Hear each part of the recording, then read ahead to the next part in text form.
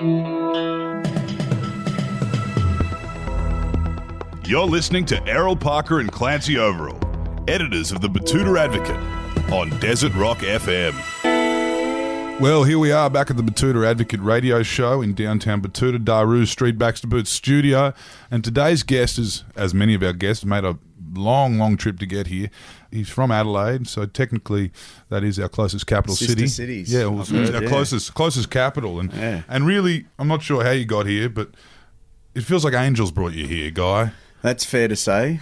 I just had to lead with that. No, it's good. It's good. It was a while ago, but you are a bit backward here. Yeah. So this is the most cosmopolitan inland desert community in the whole country. Oh, well, it's you guys are paving the way. And we're getting reruns of the first season of Australian Idol on Apasia, so... I would have sort of thought you guys are more Knowlesy fans, though, here in Batuta. Yeah, I mean, that was an interesting kind of era, and we'll talk about the very start of your career very briefly, because you kind of got to lead with your own song and release a single with your own song, and then Shannon Noll just had to reclaim Australian classic. But he actually did Angels Brought Me Here as well. Oh, did he? Oh, yeah. He was in white suit, did the whole... At that stage, we had to have it ready to go for whoever won. So he recorded a version. I mean, it much more suited me, that song, than Shannon. Yeah. Has his version ever seen the light of day? I think it did at some point. We should look that up on one of YouTube. Those millions of CDs that were released, because then there was the divas and there was all the different... Young divas. There's been a lot from... Idol and X Factor, and we've got a lot of content out of those shows. It's been good. You were the first in this wave of. Have you seen any change? Do you feel like you guys were just the guinea pigs and? I think now people know what they're getting into. Yeah. I think that was probably the beauty of Idol. Literally, I thought it was like a pilot. So I didn't know if it was actually going to make it to a proper TV station. So many people watched that final episode. I know. It was like it broke all sorts of records. And we were on a bloody stretch Porsche going up, driving towards the Opera House. And it was amazing. I mean, it kind of divided the nation because I was the multicultural cluster of nationalities who represented, I guess, that sort of urban crowd, and then you had the country boy who was this sort of quintessential Aussie bloke. I don't know. There was this purity to it. I think just because we really didn't know. Like I met John Howard and I was wearing these crappy brown trackies from Big W or something. Literally, I didn't know we were meeting him, and so there was all this stuff that happened, and there was this real honesty and this authenticity to it, and we were all in a house. It was like Big Brother meets Idol, and Millsy was running amok, and it was just we all remember. Everyone remembers, obviously Millsy and his little flutter there, escapades. You need a Millsy, I think, in a show like that. You need someone to keep it interesting, and I was way too boring. But you won the popular vote, what I mean? Like at the end of the day, it was also honest. It was like there was no rigging. Well, I think you know what it is. If we're going to get deep for a second, please. I quit. I was at uni. I was doing medical radiation, of all things. It's about as far away from music as you can. Programming X-ray machines, and I quit to become an artist. I thought, bugger, I've got to give it a go. We live once, I've got to at least try. And so I recorded demos and I wrote some songs and recorded in my bedroom, and then I did this cover. It's like a two-step sort of Craig David-y cover of Hello by Lionel Richie.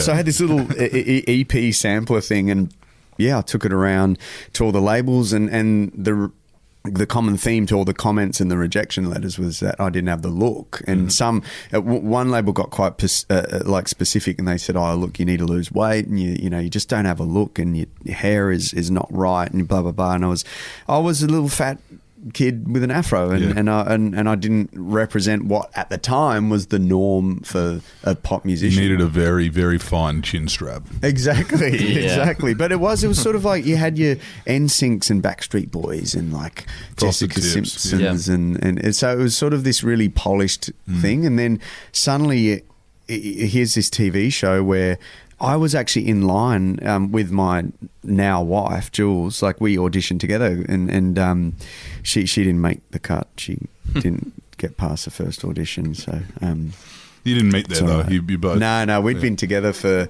we actually were together for a couple of years, and then she dumped me, and then I got famous, and then she wanted to get back together. You had a second wind. That's pretty much how it happened, and that's the short story. But you know what? I think I was in that line, and I'm looking around, and because I think I had that sort of rejection on my appearance, I was looking around going, that dude's really good looking, and that chick's really good looking, and I'm never going to win this. Like, how am I going to win this? But you had the pipes. But I think if you look at just the positive impact that it had on the industry, you look at people like Susan Boyle and all these sort of people that were kind of the anti-pop star. Yeah. It gave them an opportunity to just literally go on what their gift was. Yep. And so I remember there was models in our year, and suddenly you had to sing a cappella on a stage. No one cared about what they looked like, because when you're singing terribly, you suddenly don't look as good. You have one of the most exciting family trees I've seen. Born Malaysia, Tamil, Ceylonese, distant Portuguese, English. Yeah, raised in Adelaide. Yeah, exactly. It's a cluster, that's for sure. My mum's from India, but she's sort of white with blue eyes, so she's got a lot of English, Scottish sort of heritage and some Portuguese. And I think there is some Indian in there. Like, she definitely doesn't look Indian, but speaks Indian, and she speaks Hindi, and she watched Bollywood stuff as we were growing up, and cooks a mean curry. Yep. And then my dad is from Malaysia, and he's quite dark skinned, so he's Sri Lankan sort of background, and I think there's some Portuguese there as well, because Sebastian apparently is a Portuguese name. But just a massive mix of cultures and sort of nationalities. And then my dad's a geologist, so he used to travel to oil rigs in Australia, and then eventually went, bugger it, I'm tired of being away from the family so much, and let's move everyone to Australia. And that was it. So basically, growing up, all you really had was Kamal as the Malaysian pop star He was literally my idol, and he had a cracking business with Dilma. Killing it with tea. So pretty much in Adelaide, what were you doing? How were you singing? What were you? Well, I was in church when I was young, so I was in like church choirs and stuff, and that was insanely good for just developing my musicianship. In a church setting, at least in my church setting, you're on the microphones, and a preacher might just flick to you and just go, guy, lead us in something. Really? You're up. And you got to make a song up on the spot, like, which relates to what he's just spoken about. So I had to actually listen to what he was saying, which was the hardest bit. And then secondly, it teaches you to just write music like on the spot and lead a congregation. But it's weird, it's a very selfless way of singing. So you're singing, and your whole focus is, how do I get this congregation into a place where they can connect and be peaceful and be reflective, and then suddenly I'm in this world where it's about Guy Sebastian, and I'm an artist, and so it's just weird. I had to flick out of being a church singer into actually being an artist, and there's heaps of musicians sort of nowadays that have come up through the church. You've got people, like Gang of Youths, Violent Soho. Like, there's a lot. Matt Corby grew up in church, and they've all come out of the church. What is it about that experience, do you think, which kind of gives people a springboard up into?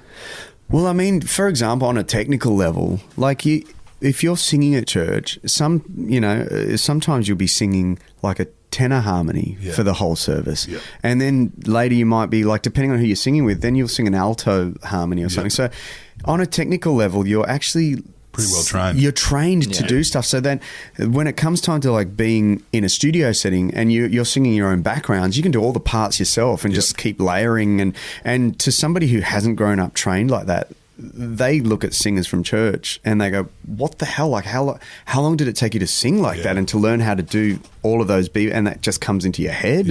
But it's not a sort of like years of learning. But also in the gospel churches, especially in America, sometimes those services go for ages and they're like praying for people and stuff after, and the band's still playing. So the bass player will jump on drums, the drummer will get on guitar. They all just rotate. So they become multi-instrumentalists who, it's incredible school for, and if people aren't religious, I think choirs and all that sort of stuff, like to get your kids into that sort of stuff, so good for them because they just learn heaps. And also, you're not going to be given that platform as a 14-year-old to get on stage in front of 1,000 people who are probably a nicer audience than you'd get at Battle of the Bands. Yeah, exactly.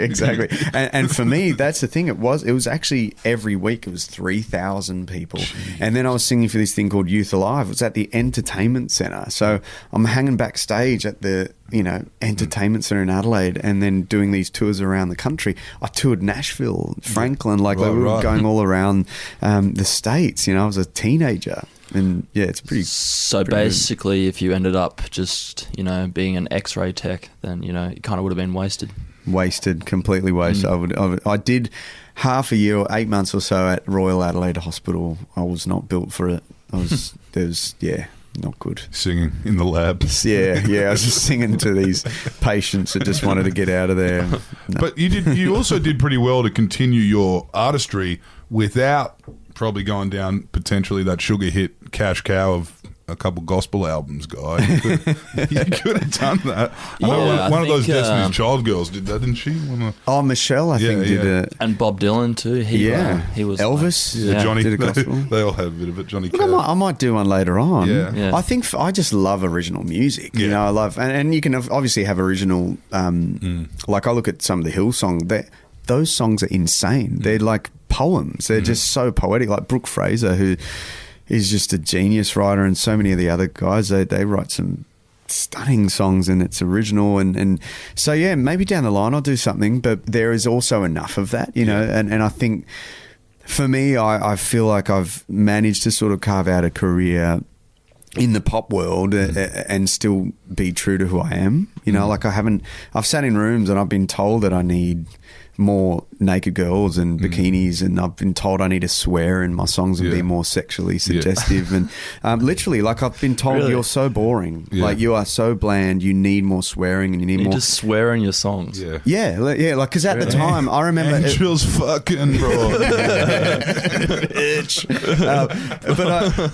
But I sat in this room and it was probably the most nerve-wracking meeting I've ever had, because it was with the head of a very major label in America, and we were in New York, and my manager was with me at the time, and I sat there and he said that, and at the time they had that CeeLo FU song out, right?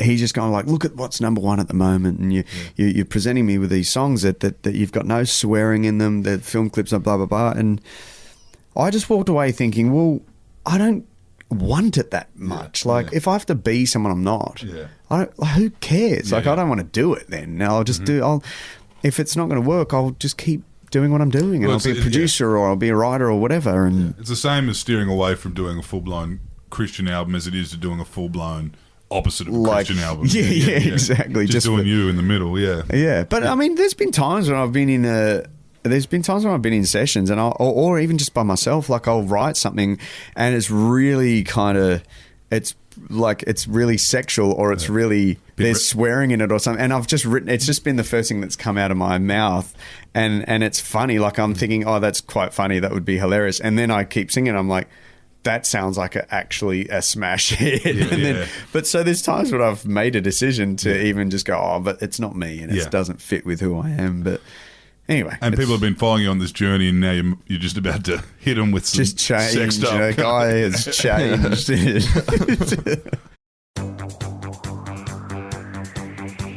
It happens all too often.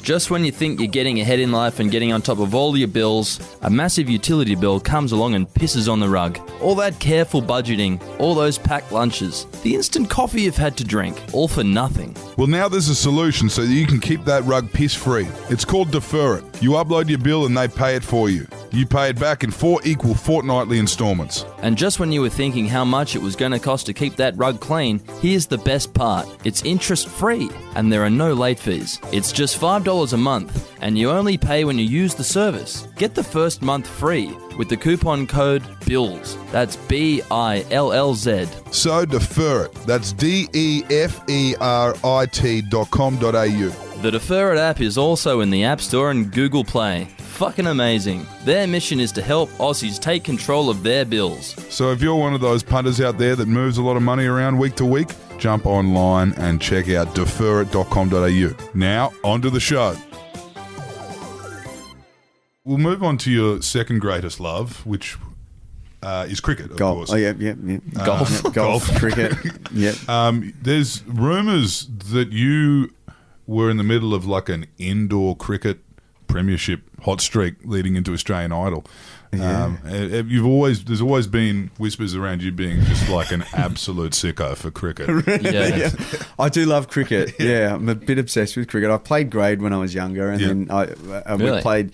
Yeah, so in Adelaide, I was a bit of both, and so I used to Jacques. come in at about sort of second drop, second or third drop, and then I would open the bowling. Believe it or not, I don't look like a opening bowler, but With that afro, ooh, yeah. and I'm not that tall. So, but when I was younger, I was fairly nimble. Like I was fairly quick, and then I just, As we all are. as we all think we are. I think we were. Yeah, it's like my little brother, right? He loves sport and he loves his cricket too, and he used to go, mate, I'd bowl about 130.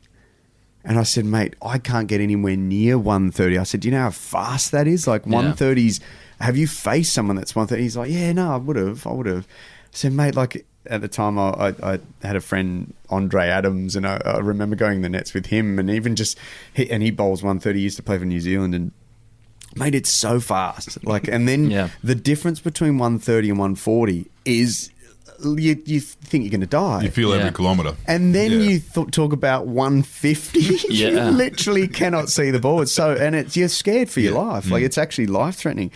And so I got this little speed gun, and I said, all right, hold this. I'm going to bowl as fast as I possibly can. And I'm running in, steaming in. Putting everything on the line. Everything. I couldn't crack 115. This is like 115, 120, could not crack it. Like that's the max of what I could get. And then Chris gets up and he's like struggling to crack 100, 110. I said, there you go. That's my job. That's a good Big Brother moment to actually buy a speed gun, just to, put him down and make him feel just small. to humiliate him. Well, let's get to the bottom of this. No, get up. Let's go. Ball 130, can you? Exactly. So let's talk about this current Australian cricket side. What are your thoughts? I mean, you know a few of the players, so you're probably not going to make too many suggestions to the team. How much of the World Cup did you see? A lot of it was in the wee hours. It was. I've got KO, so I've been watching recasts. But I actually stayed up. I stayed up and watched quite a few games. So I would get to the end a lot of the time, but I didn't expect England to win. That's for sure, especially at the start. They didn't win. Well, if you go back and examine what happened, they stole that. I don't think he should have had. Like they stole. I don't think he should have had 6 New Zealand. I think because in the first place, if you misfield it. And it goes for 4, it's only 4. Yeah. It doesn't matter how much you've run. I would classify that more as a misfield. And then they said that they won because they scored more boundaries. Yeah, that's weird. What? It's not T20. Like New Zealand took more wickets. Yeah. Look, this was my watching of the World Cup final. I was in Harlem. Yeah. Eating southern barbecue. You had to go find some West Indians. Yeah, exactly. But I was at this bar. It was sick. There was live jazz band playing, and I was with Jules. It was the middle of the day in New York, and they had all the Wimbledon. Every screen was the Wimbledon final. Yeah. And I had KO Sports on my phone watching the World Cup, looking up between points of Federer and Djokovic, and then I'm watching the World Cup, and Jules wasn't really interested. I'm going, babe, you have no idea. Like, this is insane. Like, the chances of we're not going to a super over. Like, all the wickets are spent. They've run out on the last. I'm like, this doesn't happen in a World Cup final too. It was insane of all the games. And the music's all right. Yeah, exactly. But look, I thought it was a great World Cup. It was just. I mean, massive redemption from England, and Stokes was just the shining light in that team. Did you ever try your hand at maybe tampering with the ball back in your grade days? Yeah. Yeah. If you had to tamper a ball guy, how would you tamper it? Well, I guess there's not as many eyes. I don't think I've ever been in a club that hasn't somewhat tampered with the ball. Everyone said that. Mike Whitney said that. Every single person we've had on here has said the same thing. Yeah. I mean, it's very unfortunate, and it's obviously not great. It wasn't great for the sport, but I think it was a good a good lesson. But yeah, I mean, growing up, there was always something involved. Cough lozenge. Even if it was as simple, I mean, throwing the ball, and having it not go on the full to the keeper, on purpose, that to me is sort of you affecting the quality of the ball on purpose. And I liked it because I was a bowler, so it'd swing a lot. I obviously wasn't as quick as these guys, but I would rely on swing, so it's always good for me if the ball especially was being scuffed up. When you're bowling at 130, because that's right in the swing zone. As long as I wasn't facing my brother bowling 155 clicks an hour, it's all right. Your brother in his heyday. Yes. Now, tell us, you've since kind of worked with a lot of people around the world. Lupe Fiasco's one. John Maher. Yeah. I'm constantly worried I'm saying that wrong. That's it. Maher. Yeah, John Maher. Maher. No, Maher is John Maher. Yeah. John Mayer. Mayer, yeah. What's what was the first time you had that moment of, oh, okay, wasn't meant to meet this guy? Like, how was this written? You didn't. Yeah. Or this girl. The first person I flipped out about was Brian McKnight, and I know that's not a massive name for people. I don't even know if you guys know who he is, but he's an R&B singer, and so for me, he was like, a cricketer's Bradman, your hero. This guy was my hero, and he dominated your Napster. Oh mate, I used to just copy every trick he would do vocally, and I was obsessed with him, and he's an incredible musician, and so I got to write with him. There was this session set up, and the first day he sort of brushed me, and he was playing basketball, and then the second day he came sort of halfway through the session, but I flew to LA to work with him, and I was like, I don't care.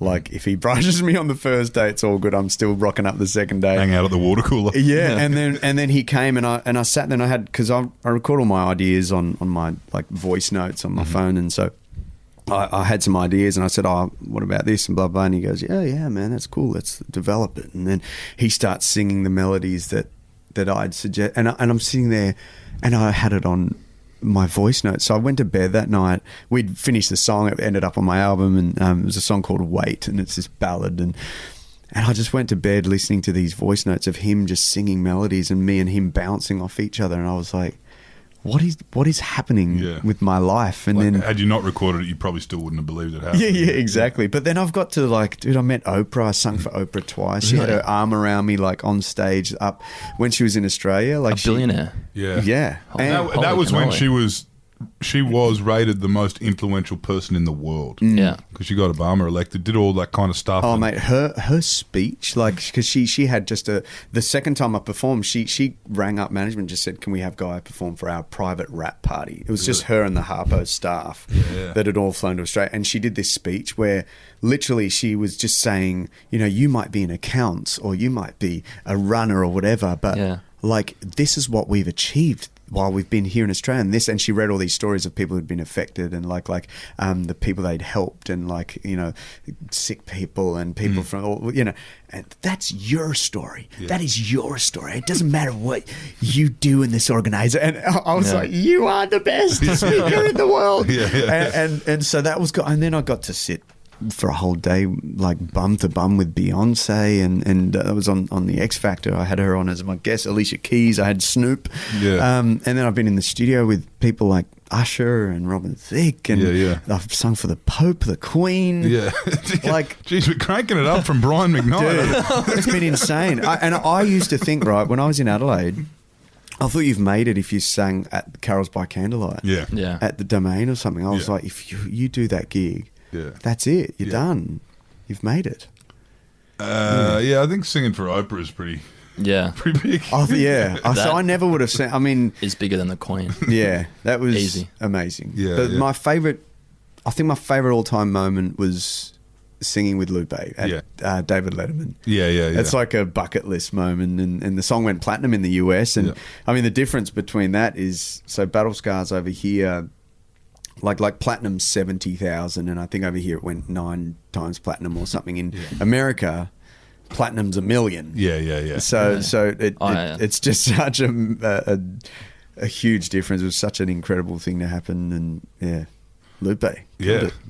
Wow. Do you find the people are you still working with the same people from the start, or is that all changes with the sound or your album by album? No, I'll still write. Like, there's a friend of mine, Adam, who I worked with. He's up in the Blue Mountains now, and we still hang and write music. I don't really, I don't know. I don't really have anyone that I don't work with. Yeah. So I love collaborating. I love co-writing. I do write a lot on my own now, and then so mainly my process now is I'll write a lot on my own, and I'll develop the song sort of chordally and melodically and lyrically, and then a lot of the times I'll get a producer either at the end of the process, or I'll write with a producer, but I'll be sort of writing the song itself, and then other times I'm in a room with another top liner, they call them, you know, and so that you collaborate on the actual song, and I love it. You're always learning. So there's insane songwriters that come out of this country too. A lot of them end up moving to LA, but yeah, like you sit there and you just absorb how they do and how they say stuff, and yeah, it's incredible.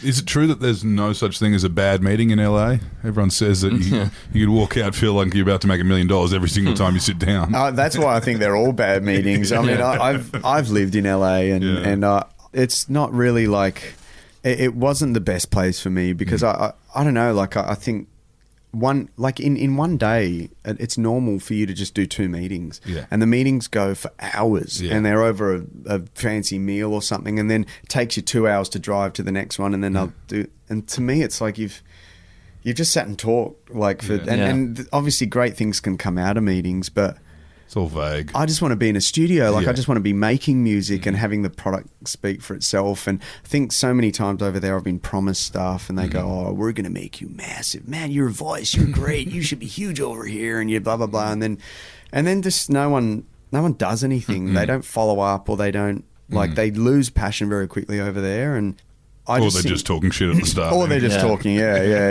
And they're just music people.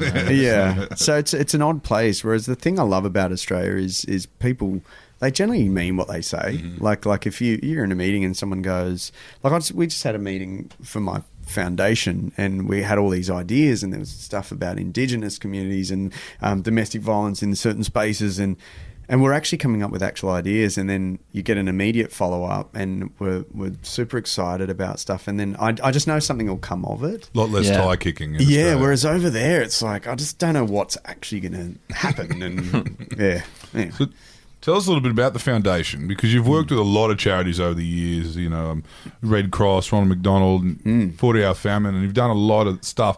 Are you now channeling a lot of your energy into the Guy Sebastian Foundation, or...? Yeah. Look, Jules and I started the Sebastian Foundation I think it's about 6 or 7 years ago now, and you know, we originally started out with quite a general sort of motto, which was families in need, and you know, we went into hospitals, we put parent beds in a whole bunch of hospitals, and we supported music therapy program, and then we would go and do a whole bunch of projects in homeless shelters and things like that. But then we sort of found our niche in the domestic violence space, and that was largely led by Jules as well. And you know, because we really do consider, especially the mother or the woman, as the backbone of the family, and when that's taken advantage of, it's sort of the whole family crumbles, and it's you know, it's a massive problem. The statistics are pretty awful. You know, 1 in 3 women have experienced some sort of violence since the age of 16. There's 1 murder a week at the hands of a current or former partner, and a week, like 1 a week. Yeah. It's insane, and it happens in like Jules was sitting in this park with the kids, and it was in like Rose Bay or something, and it was in a really affluent neighborhood, and there was a grandma there, and she was talking about how her daughter had just left an abusive relationship, and the guy was a big corporate high flyer, and top end of town, just bashing her. And so it sort of there's no prejudice, you know, when it comes to violence. It just sort of seems like it's a massive problem everywhere. And so we've been in about 8 shelters now. We'll go in, make them spaces that are warm and welcoming and beautiful, because there's just no funding. There's a very minimum amount of funding, but if a hot water system goes, or if something happens, if there's any issues, it's just very hard, and often the volunteers are there, or the staff are there, and they're tipping in themselves and trying to make it a good space. So we started in a place I think it was in Glebe, and then we did another like girls' shelter in Leichhardt. We've done 2 kitchens in Manly where we went in. So we've got Freedom Kitchens on our board. We've got this landscaping company. So they're just like CEOs. So you're and stuff. opening up shelters yourselves? So No, so we're going into existing shelters, and ones that have written to us, or ones that have just said, look, we're struggling. Like we went into one where they literally couldn't use their kitchen anymore, and that obviously when there's mums and there's families that are living in there, they just need stuff like that. So we go in and just do the practical stuff that otherwise gets lost in the mix. And so we've redone kitchens, landscaping projects. So there's one Indigenous centre that we went into where they reconnect mums who have come out of the prison system and stuff. They reconnect them with their kids, but all of their stuff happens around this central courtyard, and it was all just dried dirt basically. So we went in, did a yarning circle, and we did one shelter where it was a young girl shelter. We redid all the kitchen and this dining area. Then we did this little study nook for them. Then we did this outdoor counselling spot as well for them, and they wrote back to us months later just showing us how much their grades have improved, just because it's given them this area to be proud of. We went and visited like 6 months later. It was immaculate. So they really loved it, and they took pride in it. And I don't know, it's just like those little things where a lot of these women, they're at a crossroads, and they're sort of, they're escaping multiple times trying to get out of this violent sort of scenario, and they end up in a shelter. And if it's it doesn't have a kitchen or a bathroom. Yeah, exactly. If it's just you don't not need that on top of everything. Exactly. Whereas if it's somewhere that says you're valued and you're loved, and it's so much easier for them to at least stay for a few nights and get help. So that's sort of what we do, and we're really proud of it. We do an event out in Parramatta. It was washed out last year. It was our first one. And we had this cracking show ready with all these amazing artists for a Christmas Carols concert. Fire festival. Mate, literally the storm that rolled through was like the video footage of it. There was like restaurant furniture blowing across the streets, and so it was like a cyclone here. So we had to cancel it. Like we sang about 3 or 4 songs, and then we just had to call it, and it was heartbreaking. But we're doing it again this year, and 2 days before the show, they were having meetings at council of like we had 9,000 RSVPs on Facebook, and Domain get 18,000, and they've got 80,000 that lob up. So they were having meetings of how they, like, what do we do, because there's going to be too many people that lob up. So we went from that to like literally cyclone Tracy. Anyway, well, good luck with round 2, I reckon. That'll be happening. You've gone through the storm. We have. And now you're back you're now in a mentor role as well with your music, I guess, through The Voice. Yeah. How did it feel to eventually do that? To just...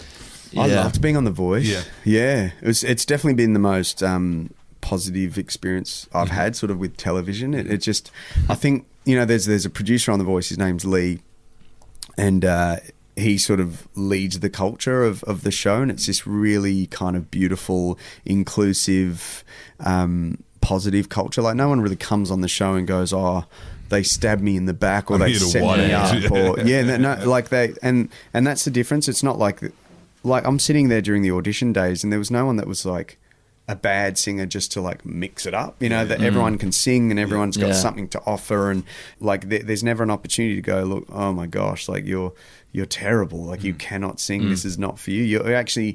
You're just saying, I think if you do this, maybe you've got more of a chance, or I don't know, it just felt really positive. Everyone that left the show, you saw, like, you'd even seen everyone's speeches and stuff, they're just going, we can't tell people out there enough, like, this is such a great thing for you to do. Not like those dating shows where they fill them up with grog and turn them against each other. Oh my gosh, which I'll put my hand up and say I was a big fan of this year.